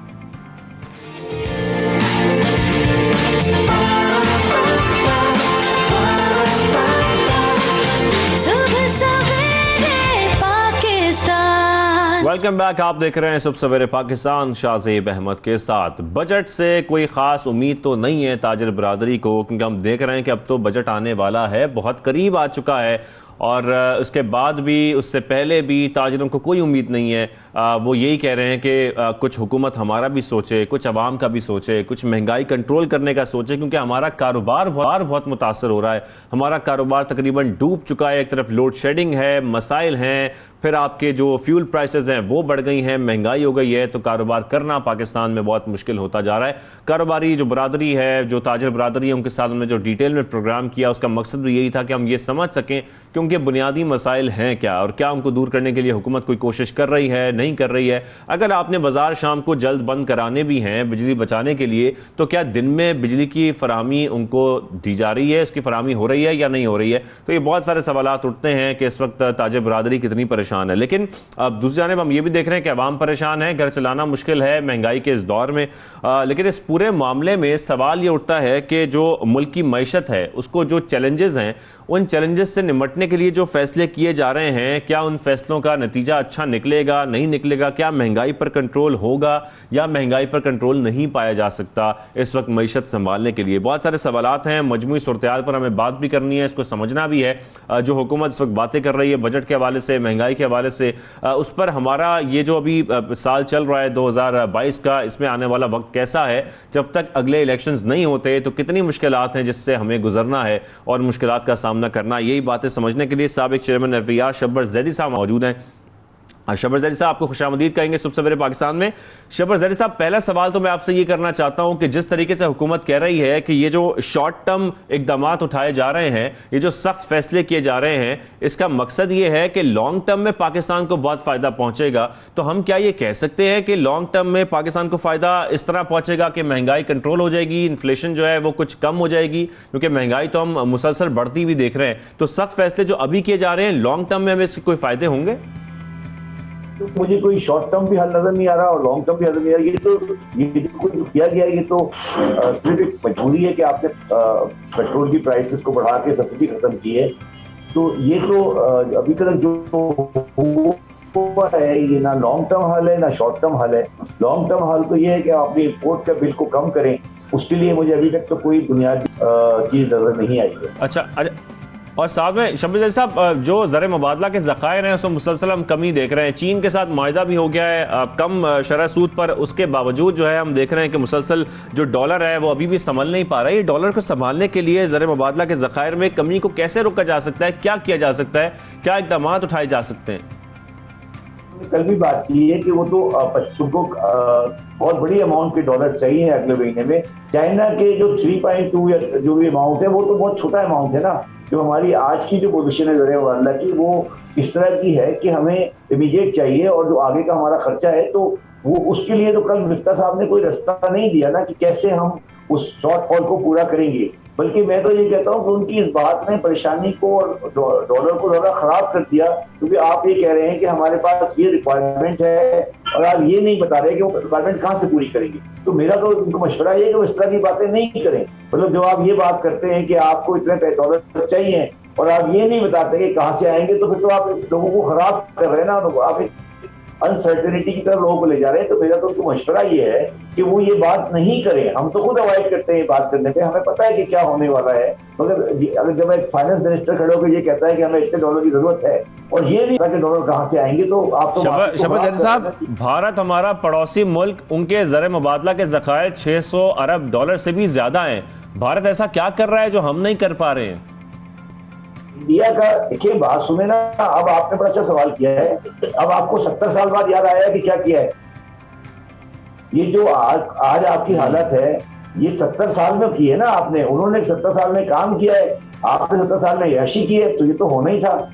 तो जब आप 70 साल तक अय्याशियां करते रहे हैं, मुख्तलिफ किस्म की जंगें लड़ते रहे हैं, आप सारे दुनिया के ठेकेदार हैं, तो फिर तो ये होना ही था। तो बहुत अच्छी बात है, मैं तो इस चीज से बिल्कुल वाज़ेह है कि ये जो आपको नजर आ रहा है ये तो हकीकत है, ये होना चाहिए था और हुआ है। ये कोई आज तो नहीं हो गया है कि आज पाकिस्तान के रिजर्व जो है वो इसमें, आज भारत का रुपया 80 रुपए से कम है, पाकिस्तान का रुपया 205 रुपए में चल रहा है। तो ये तो बिल्कुल कुदरती और नेचुरल पाकिस्तान की हालत है, और ये तो नहीं थी। और कोई भी समझदार आदमी जो पाकिस्तान को देख रहा था, उसको ये बात अच्छी तरह पता थी कि ये होना है। अब सवाल तो ये नहीं है कि हो गया, क्योंकि अगर आप गलती से कुछ नहीं सीखते, ये आपकी बदकिस्मत। लेकिन फिर शहबाज साहब, हम इंपोर्ट बिल की बात करते हैं, एक तरफ हम इंपोर्ट्स पर बैन भी लगा रहे हैं। आप क्या समझते हैं कि नॉन एसेंशियल आइटम्स पर जो बैन लगाया जा रहा है, उस पर हमारे कोई इंपोर्ट बिल पर फर्क पड़ रहा है? आपकी इस पे क्या राय है? आपका अंदाजा क्या बता रहा है इस हवाले से? खास फर्क नहीं पड़ा, ये बेकार की बातें हैं। 500-600 मिलियन फर्क पड़ेगा, इससे कोई फर्क नहीं पड़ेगा। कोई बड़ा फर्क नहीं पड़ा अभी तक। आपने कोई बड़ा इंपोर्ट बिल कट डाउन करने की अभी तक कोई बुनियादी चीज नहीं की है जिससे आपका इंपोर्ट बिल खत्म होगा। कोई चीज नहीं। आज जो उन्होंने बेकार की बात की कि शादी 8 बजे 10 बजे बंद हो जाएगी, वो भाई बाजार का बंद होगा। सवाल तो ये है ना, 6 बजे बाजार क्यों नहीं बंद होता? शादियों का मैं पढ़ रहा था आज की बात की कि शादी 10 बजे बंद हो जाएगी, तो वो तो ठीक है, बट आप बताएं कि बाजार क्यों आप डे लाइट पे इस्तेमाल नहीं करते? और फिर शहबाज ज़री साहब, हम मुख्तलिफ चीज़ों की बात करते रहते हैं। फिर हम इस वक्त कुकिंग ऑयल की बात भी करेंगे, क्योंकि कुकिंग ऑयल की भी जब हम इंपोर्ट की बात करते हैं तो चाहे 90% पाम और सोया सीड हो, वो बाहर से ही आता है और बाहर से ही मंगवाया जाता है। तो अगर इंपोर्ट पर टैक्सेस बढ़ाए गए तो फिर हम ये कह सकते हैं कि पाकिस्तान में एक नई लहर आएगी, महंगाई की नई लहर आएगी। एक ऑलरेडी लहर हम देख रहे हैं, और इसके बाद जब इंपोर्ट पर टैक्स मजीद बढ़ जाएगा तो फिर तो महंगाई में मजीद इजाफा हो जाएगा आने वाले वक्त में। तो फिर काबू पाया कब जाएगा? तो ऑलरेडी बढ़ चुका है और आप इस्तेमाल नहीं करते। लोकल आपका जो ऑयल है वो आपने बंद कर दिया। तो ये तो मैं यही कह रहा हूँ ना, पाकिस्तान तो एक बड़े अजीब से ट्रैप में फंस चुका है, मगर पाकिस्तानियों को समझ नहीं आ रही, ना हुकूमत को समझ आ रही है। और ये छोटी मोटी बातें कर रहे हैं तो इसका कोई फायदा नहीं है ना। बेसिकली हम जो कुछ सारी बातें कर रहे हैं तो फायदा नहीं है, कोई बड़ा काम करना पड़ेगा। तो शहबाज साहब, ये IMF प्रोग्राम से हमें कोई फायदा होगा? कोई रिफॉर्म्स हो रहे हैं? वो है जहाँ पे आपने कोई सही चीज सही चल रही है उसको सही देख रहे हैं। ये तो तबाही को बचाना है, सिर्फ ये रिफॉर्म नहीं है। आप तबाही की तरफ जा रहे हैं, आपने उसे बचाना है, दैट्स ऑल। ये रिफॉर्म नहीं हो रही, इससे अच्छाई नहीं आ जाएगी। आप मेरी बात समझें, IMF प्रोग्राम से अच्छाई नहीं आ जाएगी, या कोई इंपोर्ट कंट्रोल से अच्छाई नहीं आ जाएगी। इसका मतलब ये है कि एक चीज तबाही की तरफ जा रही है, आप उसको तबाही को लाके रस्सी से बांध के रोक रहे हो, मगर ये मतलब नहीं है कि वो ठीक हो गई है। सवाल ये कहने का मेरा, पहले तो आप उसको नीचे गड्ढे से गिरने से उठाओगे ना, जो गड्ढे में गिर रही है। तो ये जो आप कह रहे हैं रिफॉर्म नहीं हो रही है, ये सिर्फ गड्ढे से गिरने से रोकने की कोशिश हो रही है। और फिर ऐसे में शहबाज ज़री साहब, ज़राअत पर टैक्स लगाना भी उतना ही इंपॉर्टेंट है इस वक्त, क्योंकि ओवरऑल हम देख रहे हैं कि ज़राअत पर तो इस वक्त क्योंकि थोड़ा बहुत रिलीफ मिलना चाहिए। हमारा एग्रीकल्चर मुल्क है, लेकिन आप क्या समझते हैं कि ज़राअत पर भी टैक्सेस जो है वो सिर्फ और सिर्फ बढ़ेंगे? एग्रीकल्चर में प्रॉफिट नहीं है, बल्कि जो उसके आड़ती और दरमियान में मिडिल मैन है उस पर टैक्स नहीं हो रहा, वो बेसिकली मसला है, वो बेकार की। ये भी एक सब्जेक्ट ऐसा है जो लोगों को डाइवर्ट करने के लिए, इसका कोई ताल्लुक इस वक्त। तो फिर शहबाज ज़री साहब, आप जो बातें कर रहे हैं और जिस तरफ इशारे कर रहे हैं, तबाही की बात कर रहे हैं, तो फिर तो हम दिवालिया होने की जो बात है वही हो सकती है सब यहाँ पर पाकिस्तान की। पाकिस्तान का दिवालिया का मतलब क्या होता है, पहले ये फैसला कर लेना। दिवालिया का मतलब होता है जो भी चीज है वो अपने कर्जे को आमदनी से पे नहीं कर सकती। तो पाकिस्तान 1976-75 से दिवालिया है, लोकल करेंसी में भी और फॉरेन करेंसी में भी। तो दिवालिया तो है, दिवालिया का मतलब डिफॉल्ट नहीं होता, और पाकिस्तान डिफॉल्ट नहीं करेगा, ये मैं आपको बता रहा हूँ।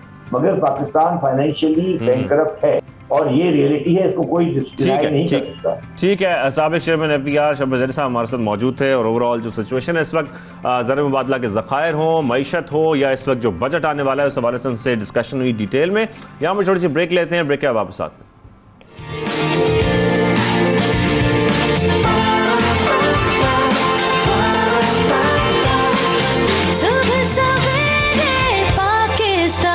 आप देख रहे हैं सुबह सवेरे पाकिस्तान, शाहज़ेब अहमद के साथ। वफाकी बजट पर बात हो रही है, मईशत पर बात हो रही है, जो इस वक्त मसाइल हैं खासतौर पर इंपोर्ट बिल के, उस पर भी हम गुफ्तगू कर रहे हैं। इसी सारे मामले पर कि इस वक्त इंडस्ट्रियलिस्ट को कितनी मसाइल का सामना है, नए टैक्स कौन से लगने वाले हैं, जो बजट आने वाला है उसके बाद क्या बजट जो है वो असरअंदाज होगा, जो हमारे इंडस्ट्रियलिस्ट हैं खासतौर पर हमारी एक्सपोर्ट मार्केट जो है उसको बढ़ाना भी बहुत ज़रूरी है, इंपोर्ट को कम करना बहुत ज़रूरी है।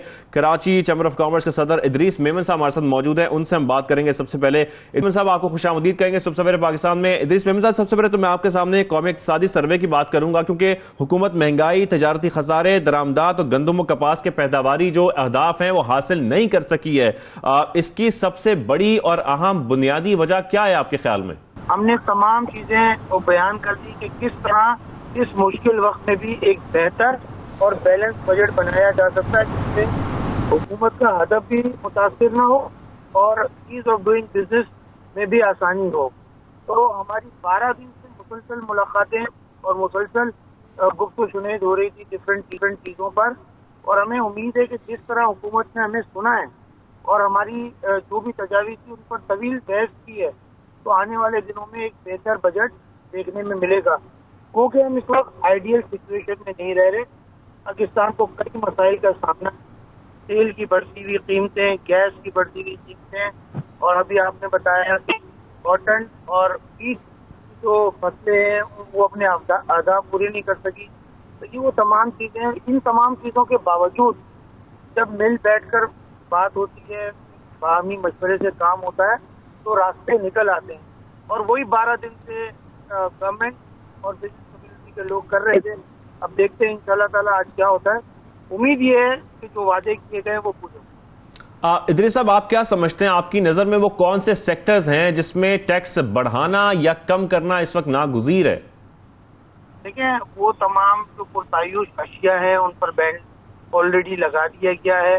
वो तमाम रॉ मटीरियल जिसको इम्पोर्ट करके और हम अपनी मुल्क की बरामदात को बढ़ा सकते हैं, तो उसकी हमने तजवीज़ दे दी है कि उसको बिल्कुल जो है इजाज़त दी जाए। इसके अलावा डिस्क्रिप्टिव पावर्स की बात की है, और इसके अलावा हम बात की है कि जो गैस की अनइंटरप्टेड सप्लाई है टेक्सटाइल कम्युनिटी को जो एक्सपोर्ट या सब्स्टिट्यूट है एक्सपोर्ट ओरिएंटेड के, उन तमाम लोगों को देखिए 4% का डिक्लाइन है इस वक्त सिर्फ कराची की एक्सपोर्ट में। तो पाकिस्तान को कितना नुकसान हुआ, पाकिस्तान कितना बड़े मुबादला से जो है महरूम हो गया। हमारी 4% के लिए जो चीज़ों को प्रायोरिटाइज करना होगा, और जो डिफरेंट देखे पाकिस्तान की तारीख पहली बार हुकूमत ने प्री बजट जो है सेमिनार का जो है इंतजाम किया, और पूरे पाकिस्तान की कम्युनिटी थी उसमें।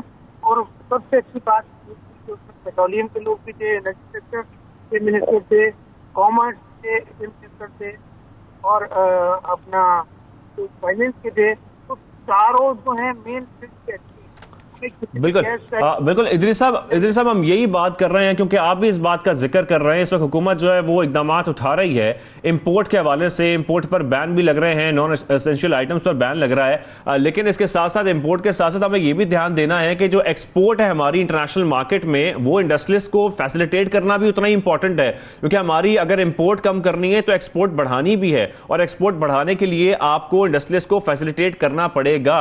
आपको फौरी तौर पर इकदाम उठाने पड़ेंगे। तो इदरीस मेमन साहब, आपसे मेरा यही सवाल है कि इंपोर्ट को कम करने के साथ साथ एक्सपोर्ट बढ़ाने की जरूरत है। इस वक्त हुकूमत को क्या फौरी तौर पर इकदाम करने पड़ेंगे कि इंडस्ट्रीज को फायदा पहुंचाया जाए या इंडस्ट्रीज को फैसिलिटेट किया जाए इस सूरत में कि हमारी एक्सपोर्ट में भी इजाफा हो? देखिए, मैंने आपको कहा कि हमने उनसे गुजारिश की कि चीज़ों को प्रायोरिटाइज किया जाए कि पाकिस्तान को कहाँ से ज़र मुबादला हासिल हो सकता है, जिस शहर से, जिस इंडस्ट्री से हो सकता है, तो उसको पहले गैस दी जाए, बिजली दी जाए, ताकि पाकिस्तान को फायदा हो। हमें इस वक्त इज्तिमाई मफादात को मद्देनजर रखकर फैसले करने होंगे और वज़ीर आज़म साहब ने पूरी तौर पर हमारे इस मौक़िफ़ की तारीफ की है और वादा किया है कि चीज़ों को प्रायोरिटाइज किया जाएगा और उसी को मद्देनजर रखते हुए फैसले किए जाएंगे। जैसे कि अगर गैस एक्सपोर्ट ओरिएंटेड इंडस्ट्रीज को दे दी जाए, एक्सपोर्ट को बढ़ाने में फायदा होगा, एम्प्लॉयमेंट जनरेट होगी, तो ये वो तमाम चीज़ें को देखकर फैसले करने होंगे। फिर वो तमाम इक़दाम जो ब्यूरोक्रेसी की तरफ से बिजनेस कम्युनिटी को फेस करने पड़ते हैं, जैसे हर्डल्स पैदा होते हैं, तो बिजनेस में मुश्किलात होती हैं, तमाम को भी दूर करने का वादा किया गया है। सेल्स टैक्स के हवाले से हमारी बहुत बात हुई है, ऑल्टरनेट एनर्जी के हवाले से हमारी बात हुई है। सोलर पे देखें, हमारे पास बिजली है नहीं, गैस है, चीन से इंटरनेशनल मार्केट में आसमान पर है, तो इस सोलर एनर्जी रह गई थी, उस पर भी 17% सेल्स टैक्स लगा दिया गया, तो वो भी उन्होंने वादा किया है। जी साहब, बिल्कुल। और ईज ऑफ डूइंग बिजनेस के साथ साथ हमें फिर फैसिलिटेट करना पड़ेगा ताजिर बरादरी को भी, उनके जो मसाइल हैं, चाहे बिजली की वजह से शाम को मार्केटें बंद करनी है जल्दी, वो मसाइल भी हल करने पड़ेंगे ताकि इजीली बिजनेस हमारा चल सके। Thank you very much Idris Memon साहब, आपने हमें ज्वाइन किया, ओवरऑल इस बात की। यहाँ पर छोटी सी ब्रेक लेते हैं, ब्रेक के वापस आते हैं, कुछ और गेस्ट भी हैं, उनको शामिल करना है प्रोग्राम में।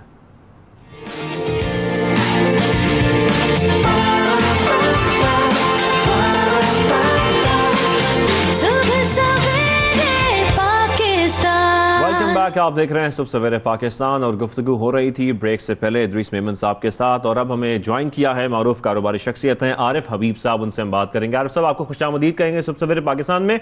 आरिफ साहब, सबसे पहले मैं आपसे ये जानना चाहता हूं कि इस वक्त मुल्क को मुआशी बहरान का सामना है, मुआशी मुश्किलात से हम गुजर रहे हैं, डॉलर कंट्रोल नहीं हो पा रहा है, इंपोर्ट बिल पर भी कंट्रोल करने की कोशिशें की जा रही हैं, बहुत सारे मसाइल हैं इस वक्त, लेकिन आप क्या समझते हैं कि इस वक्त ओनली ऑप्शन वी हैव कि वो सिर्फ और सिर्फ अवाम पर बोझ डाला जाए, टैक्सेस लगाए जाए इस बजट में, ये और कोई ऑप्शन नहीं है हमारे पास इस वक्त? बजट के जो भी जितने भी टारगेट्स हैं वो टारगेट्स तो अचीव हुए, लेकिन जो किया है जिसने वो ये किया इंपोर्ट्स वो बढ़ गए हैं जो बजट है उससे, उसकी वजह से वो करंट अकाउंट डेफिसिट, हमारे रिजर्व्स पे प्रेशर आ गया और हमारे रिजर्व आया तो रुपए की कीमत है वो कमजोर हो, वीक हो, और उसकी वजह से और महंगा है वो ये कॉन्ट्रीब्यूट। तो ये है दूसरी साइड पे जो हमारा जो बजट के सिलसिले में कुछ जो है वो रेवेन्यू साइड पे जो है वो अचीव हुई है, जो एक्सपेंडिचर साइड पे जो वो है वो एक्सीड कर रही है। एक्सीड करने की वजह से हमारा बजटेड डेफिसिट से ज्यादा वो डेफिसिट आ गया और अल्टीमेटली डेफिसिट आया और बोरोइंग जो है वो अब IMF ने है वो जो है वो टारगेट दिया है का रेवेन्यू, वो रेवेन्यू जो है वो ये दिया है कि अब 6,000 बिलियन 6 ट्रिलियन तो नंबर अच्छा है हमें इस करंट ईयर में। अगले वो कहते हैं कि 7,255 बिलियन जो है उसका टारगेट है, वो टारगेट नजर में जो है अचीवेबल है, अचीवेबल इसमें है कि एडिशन 1255 फीस है, उसमें से 7-8 जो है वो इन्फ्लेशन और ग्रोथ से जो है वो अचीव हो सकेगा। 300 से 400 बिलियन अंदाजे गवर्नमेंट को नए टैक्स आरिफ हबीब साहब, जो मुआशी हालात हैं, जो मुश्किलात हैं, इसमें बेहतरी लाने के लिए हुकूमत को किस किस्म के इक़दाम उठाने चाहिए?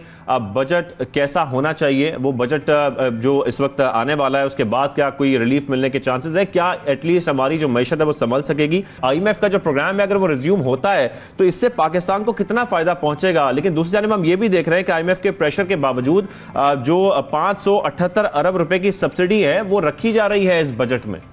जी, आई थिंक सब्सिडी तो अमाउंट है वो कम किया जा रहा है। सब्सिडी के अमाउंट को रखी जरूर जा रही है। जैसे जो है वो इस वक्त जो है वो 1700 बिलियन की जो है सब्सिडीज हैं। अगर वो सब्सिडीज कम करके और ये कर रहे हैं 500 और कुछ बिलियन रुपीस, तो वो तो आई थिंक फिर भी सब्सिडीज विड्रॉ हो रही हैं। और जो जरूरी सब्सिडीज हैं वो उन्होंने सोचा होगा कि उसको रखना जो है वो जरूरी है सेक्टर्स और उन ओवरऑल जो है वो उस पॉलिसी सपोर्ट के लिए।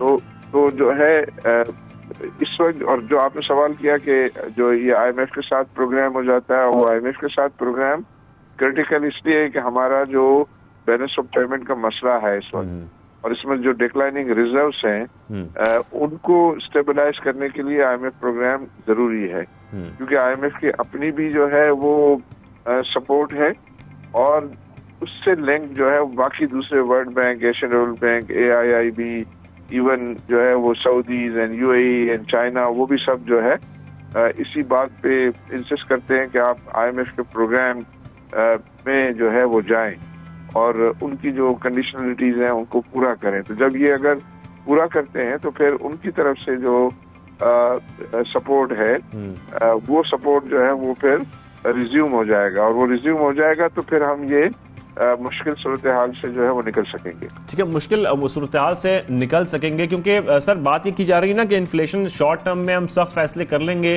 तो लॉन्ग टर्म में हमें फायदा पहुंच जाएगा। तो एक तो हम यही आपसे समझना चाह रहे हैं कि इस किस्म के जो फैसले किए जा रहे हैं इससे हमें लॉन्ग टर्म में कितना फायदा होगा। अभी हुकूमत सख्त फैसले कर लेगी, इस बजट के बाद सख्त फैसले हो जाएंगे, लेकिन क्या इसके बाद हमारी जो मईशत है ओवरऑल सर वो संभल सकेगी? क्योंकि हम इम्पोर्ट बिल जो है वो मुसलसल बढ़ता देख रहे हैं, इम्पोर्ट पर जो है वो बैन भी लग गया है, लेकिन उसके बावजूद जो है वो काबू में नहीं आ रही है इम्पोर्ट। जी, इसमें सिर्फ इस एग्जाम से कि IMF के साथ प्रोग्राम रिज्यूम हो जाएगा तो चीजें खुद ब खुद ठीक नहीं होंगी, उसके लिए मजीद मेहनत की जरूरत होगी। IMF के प्रोग्राम के जरिए आपको कुछ वक्त मिल जाएगा, और कुछ ये एक लाइफ सेविंग ड्रग है। लाइफ सेविंग जो है वो आपको मिल रही है कि भाई कुछ अरसा आपको जो है वो वक्त मिल गया, और वो वक्त जो मिल गया तो आपको अपने मामलात को जो है मजीद अच्छा बेहतर मैनेज करना पड़ेगा। और फॉर एग्जांपल आपका जो करंट अकाउंट डेफिसिट को जो है वो कंट्रोल में लाना होगा, और वो कंट्रोल में लाएंगे तो फिर जाके जो है, और अब उसके लिए दो तरीके हैं कि उसके लिए तो इम्पोर्ट हम कम करें या हम एक्सपोर्ट, रिमिटेंसेज, इन्वेस्टमेंट को जो है वो बढ़ाएं। तो उसके ऊपर जो है वो काम करने की जरूरत है। फिर उसके बाद जो जरूरत ये कि रुपए की जो वैल्यू है उसको डिफेंड करने की जरूरत है। इंटरेस्ट रेट को दोबारा जो है वो नीचे लाने के लिए इकदाम करने की जरूरत है। जब ये सब करेंगे तो हमारी इकोनॉमी पे प्रेशर जो है वो कम होंगे, और बिजनेस की लागत जो है वो भी कंट्रोल में रहेगी। अच्छा आरिफ हबीब साहब, इसके साथ साथ मैं पेट्रोल से मुतालिक बात जरूर करना चाहूंगा। फ्यूल मुसलसल महंगा होता जा रहा है। आलमी मंडी की हम बात करते हैं, आलमी सतह पर कीमतें बढ़ती हैं, लेकिन पाकिस्तान में बहुत ही ज्यादा कीमतें मुसलसल बढ़ती जा रही हैं। पाकिस्तान का रूस के साथ एक मुआहदे की बातें हो रही थी, क्या ये पॉसिबल है कि तेल रूस से खरीदा जाए? और अगर इसमें रुकावटें हैं तो वो क्या रुकावटें हैं? अगर हमें सस्ता तेल मिल सकता है रूस से तो क्यों नहीं खरीदा जा रहा? आई थिंक ये डेफिनेटली अगर वो मिल रहा है तो उसको जरूर जो है वो अवेल करना चाहिए, और उसके जो पॉलिटिकल इम्प्लीकेशंस हैं वो तो आई बिलीव कि जो लोग इसको डील कर रहे हैं वो ज्यादा इसको बेहतर जानते हैं। बट अगर कोई सिंपल सवाल अगर ये है कि क्या हमसे लेना चाहिए, तो वो तो बिल्कुल रूस से हमें अवेल करना चाहिए, ताकि ये जो प्रेशर है वो कम हो सके और उसमें से कुछ जो है वो आवाम को पास ऑन किया जा सके, या आवाम के ऊपर मजीद बोझ जो है वो न पड़े। क्योंकि अनफॉर्चुनेटली अभी फिर पिछले कुछ दिनों में $10-12 जो है ऑयल इंटरनेशनल मार्केट में और बढ़ गया। तो ये सारी जो हम पे जो कयामत टूट रही है जी जी वो ज्यादातर जो है वो इंटरनेशनली जो कमोडिटी सुपर साइकिल चल रहा है और प्राइसेस जो बढ़ रही है उसकी वजह से जो है ये हम पे सारा बोझ जो है और आवाम पे ये बोझ बढ़ रहा है। डेफिनेटली गवर्नमेंट जो है उसकी भी एक लिमिट है कि उन्होंने अपने जो टैक्सेस थे वो तो सारे खत्म कर दिए, लेकिन कुछ दिनों से अपने जेब से पैसे दे रही थी, तो जेब से तो ज्यादा अर्से तक पैसे नहीं, सर्वाइवल मुश्किल है। ठीक है, thank you very much Arif Habib साहब, आपने हमें ज्वाइन किया ओवरऑल इस मामले पर बात करने के लिए, जो इस वक्त माशी मुश्किलात का पाकिस्तान को सामना है उससे किस तरीके से निकला जा सकता है, क्या सजेशंस थे वो आरिफ हबीब साहब ने हमारे साथ शेयर किए। Sir thank you very much for joining us. Programme में आगे बढ़ते हैं और अपना वो सेगमेंट भी शामिल करते हैं जिस सेगमेंट का हम जिक्र भी कर रहे थे, और हम कोशिश करते हैं अपने प्रोग्राम में मुख्तलिफ जो लोग हैं जो हिम्मत दिखाते हैं, बहादुरी दिखाते हैं, उनसे भी आपकी मुलाकात करवाएं।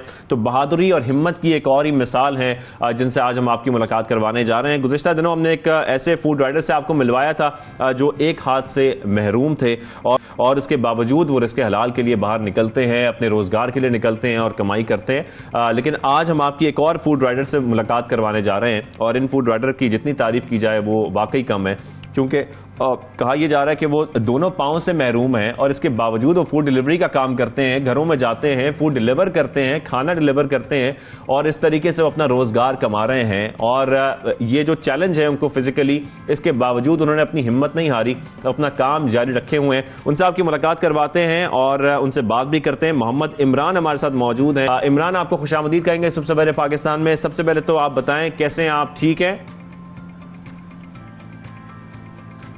जी वालेकुम अस्सलाम, अल्हम्दुलिल्लाह जी मैं ठीक ठाक हूँ, आप सुनाएं खैरियत से?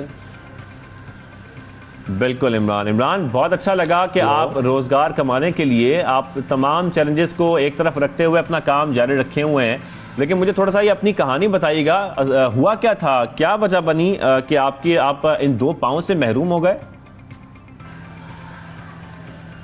ये जी मुझे जो है ना वो बचपन में जो है ना वो पोलियो हुआ था, तो उसी वजह से मुझे ये डिसेबिलिटी हुई है। अच्छा, ये बचपन में। अच्छा, बचपन में इसका प्रॉब्लम हुआ था। तो इमरान, आपने फूड डिलीवरी का काम कब शुरू किया? ये मुझे फूड डिलीवरी का काम करते हुए तकरीबन 6 से 7 माह हो गए हैं। ये रावलपिंडी इस्लामाबाद में मैं काम कर रहा हूँ।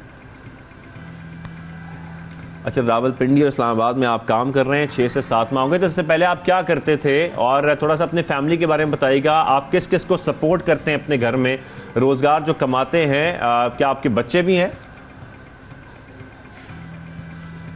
जी जी, मैं ये जो है ना मैं शादीशुदा हूँ जी, और मेरी एक बेटी है फैमिली में, जो मैं इधर रिहाइश पजीर हूँ रावलपिंडी में। बेसिकली मैं कबीर वाला से ताल्लुक़ रखता हूँ, वालिदैन को भी सपोर्ट करता हूँ और अपनी फैमिली के भी जो मामला देखता हूँ इससे। तो कैसे आपका गुजारा पूरा हो जाता है जब आप बाहर निकलते हैं, क्योंकि जाहिर है आपके काम में थोड़ी रुकावट आती है या नहीं आती? आप कोशिश करते हैं दीगर लोगों की तरह बिल्कुल अपना काम जारी रखें और अपना रोज़गार कमाएं? जी डेफिनेटली, बिल्कुल जी, मुश्किलात तो आती हैं, लेकिन अब सिचुएशन इस तरह की है तो क्या करें। पहले मेरी एक जो है ना वो शॉप थी जो कि कोविड की जद में आ गई, फिर उसको जो है ना आगे रन नहीं कर पाए, लॉस हो गया था, तो फिर वो ख़त्म हो गई। तो उसके बाद फिर जो है ना मैं जॉब्स वगैरह ढूंढता रहा हूँ, लेकिन उसमें अनफॉर्चुनेटली मैं जो है ना वो काम याब नहीं हो पाया। तो फिर मुझे किसी दोस्त ने सजेस्ट किया कि आप अगर इधर आके ट्राई करें, बिकॉज मेरे पास एक स्पेशल व्हीकल मोटरसाइकिल है, तो मैं उसे चला सकता था। तो मेरे दोस्त ने बताया कि आप अगर कर सकते हैं तो ट्राई कर लें। इमरान, आपकी जो वीडियो है, तो पहले तो मुझे यही समझना चाह रहा हूँ, अपने नाज़रीन को बताना भी चाह रहे हैं कि इसमें आप मोटरसाइकिल चलाते कैसे हैं? ये मोटरसाइकिल कौन सी है और किस तरीके से चलाते हैं आप? ये जी चाइना की मोटरसाइकिल है, मॉडिफाई की हुई है, वहीं मैंने खानेवाल से बनवाई थी, और इसको हाथ वगैरह से जो है ना मैं किक लगाता हूँ, और साथ जो है ना मैं हाथ से किक लगा के इसको चलाता हूँ। तो मुश्किल कोई नहीं होती आपको ये बाइक चलाने में जब ट्रैफिक में निकलते हैं? हमारे तो ट्रैफिक की इतनी प्रॉब्लम है इमरान, इतनी ज़्यादा ट्रैफिक बढ़ गई है, बड़े मसाइल हो गए हैं। ऐसी ट्रैफिक में चलाना आपके लिए कोई मुश्किल तो नहीं होती इसमें? सर मुश्किलात तो हैं, लेकिन अब इसमें जो है ना वो क्या किया जा सकता है, कोई ऑप्शन जो है ना वो भी मेरे पास नहीं है जिससे मैं इससे जो है ना वो कोई और जो है ना वो इससे कोई करूं। लेकिन अब कुछ ना कुछ तो करना ही है। अब अगर हम बैठ जाएं घर में तो फिर और कुछ करने का मेरे पास कुछ है नहीं, बिकॉज जॉब भी नहीं है और मैं एक ऑनलाइन काम कर रहा हूँ। जब उसमें ज़रा मैं कामयाब हो जाऊँगा तो थोड़ी तो फिर शायद मैं ये छोड़ दूँ, लेकिन अभी तक तो मेरे लिए यही सब कुछ है। नहीं, हमें बहुत खुशी हुई आपको ये देखकर। इस तरीके से आप काम कर रहे हैं, हिम्मत के साथ काम कर रहे हैं। अल्लाह ताला आपके लिए आसानियां पैदा करें इमरान, और आगे भी आप बढ़ते रहें, रोज़गार जिस तरीके से कमा रहे हैं और घर में सबको सपोर्ट कर रहे हैं, ये बहुत बड़ी बात है। अल्लाह ताला आपको मज़ीद हिम्मत दे, जुर्रत दे। थैंक यू वेरी मच, आपने हमें ज्वाइन किया और मुलाकात होगी आप लोगों से इंशाल्लाह मंडे को। जब तक के लिए मुझे शाहज़ेब अहमद को इजाज़त दीजिए। अल्लाह हाफ़िज़।